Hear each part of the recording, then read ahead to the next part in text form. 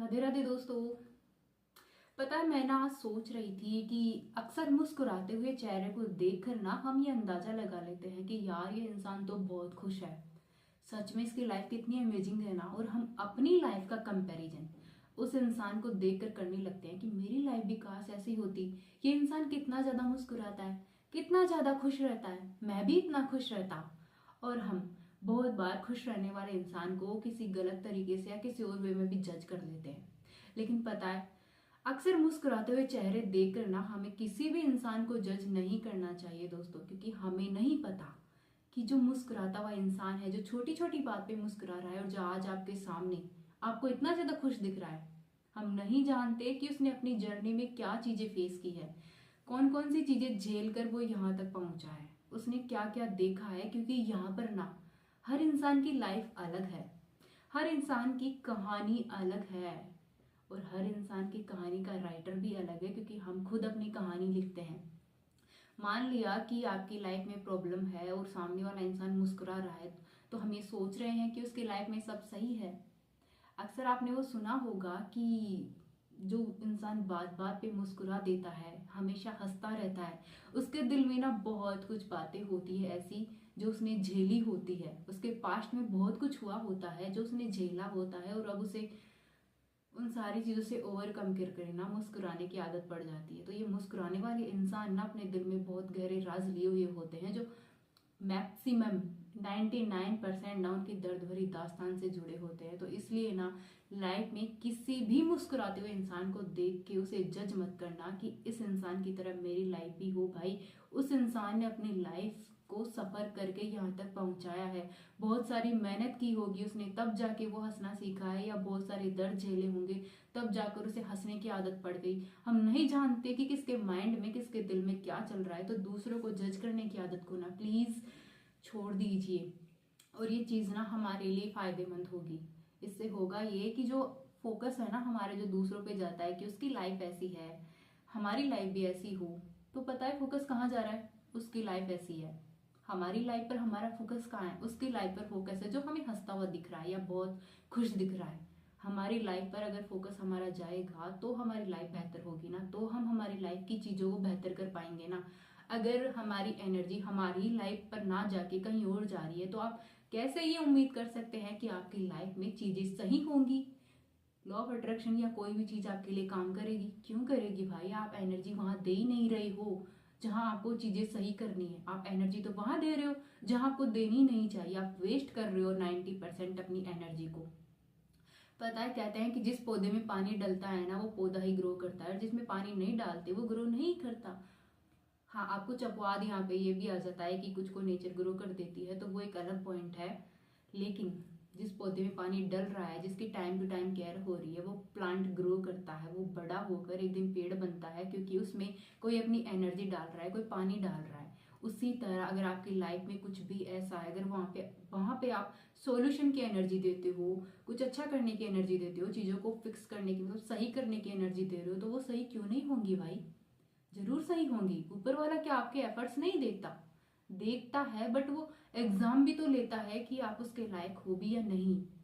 Situations बेवजह नहीं आती है हमारी लाइफ में, वो आती है हमें टेस्ट करने के लिए।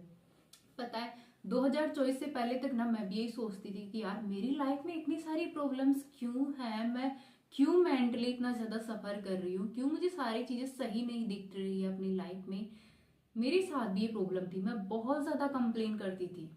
लेकिन 2024 की शुरुआत में ना जिंदगी से मेरा मतलब आमना सामना हुआ। मैंने देखा कि जिंदगी है क्या, सच में जिंदगी काम कैसे करती है, लाइफ कैसे काम करती है। मैंने लाइफ को समझा, और सबसे बड़ी चीज कि मैंने अपने आप को समझा। और 2024 में मैंने जो सबसे बड़ी चीज छोड़ी है ना, वो ये छोड़ी है कि मैंने दूसरों को जज करना छोड़ दिया और कंप्लेन करना बंद कर दी। मेरी लाइफ में मुझे जो भी चीज दिखती है ना, मुझे अपने लिए ब्लेसिंग दिखती है। और अगर कभी कोई सिचुएशन आ भी जाए तो मैं उसे इस तरह से लेती हूँ कि ये सिचुएशन मेरे लिए कोई ना कोई लेसन तो जरूर लेकर आई है। बेवजह कुछ नहीं आता हमारी लाइफ में, बेवजह कुछ हो ही नहीं सकता, क्योंकि जो भी होता है हर चीज अपने एक कारण से होती है, अपने एक कर्मा से होती है।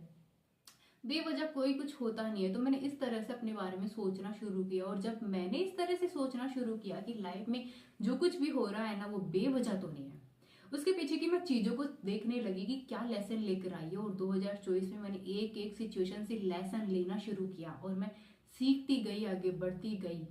और पता है 2024 के एंड तक मैं इतनी ज्यादा मेंटली स्ट्रांग हो चुकी हूँ ना कि अब दुनिया की कोई सिचुएशन मुझे तोड़ नहीं सकती, बिकॉज आई नो कि जो होता है किसी ना किसी वजह से होता है, या फिर जो होगा वो मेरे ही कर्मा से होगा, क्योंकि बीज तो मैंने ही बोया है, तब जाकर तो पेड़ उगेगा। बिना बीज के तो पेड़ उगता ही नहीं है।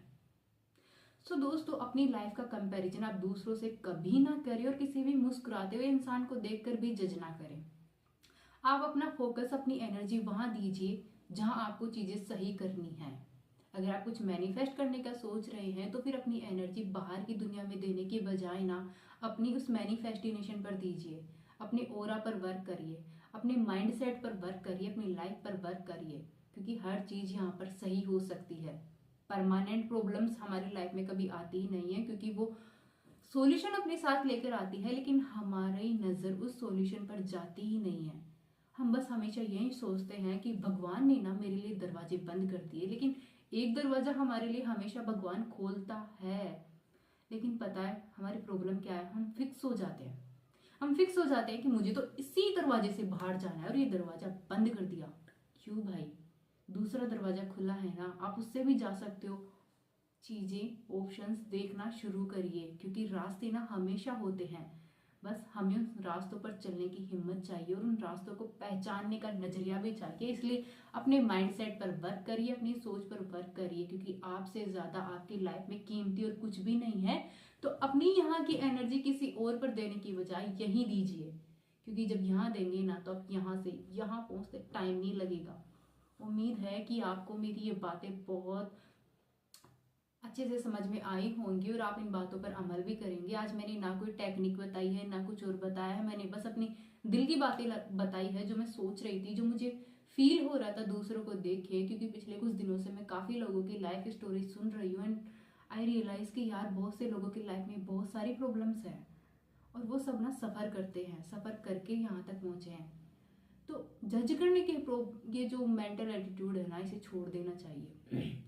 हालांकि मैं किसी को जज नहीं करती, बट मुझे लगा कि मुझे आपके साथ ये शेयर करना चाहिए, क्योंकि कहीं ना कहीं 1% ये हो जाता है कि हम किसी इंसान को मुस्कुराते हुए देखकर अपनी लाइफ का कंपैरिजन उससे कर लेते हैं, या फिर हम उस इंसान को ही जज कर लेते हैं। तो प्लीज़ आप, अगर आप ऐसा करते हैं तो बंद करिए, कि आपकी लाइफ के लिए ही बहुत अच्छा होने वाला है।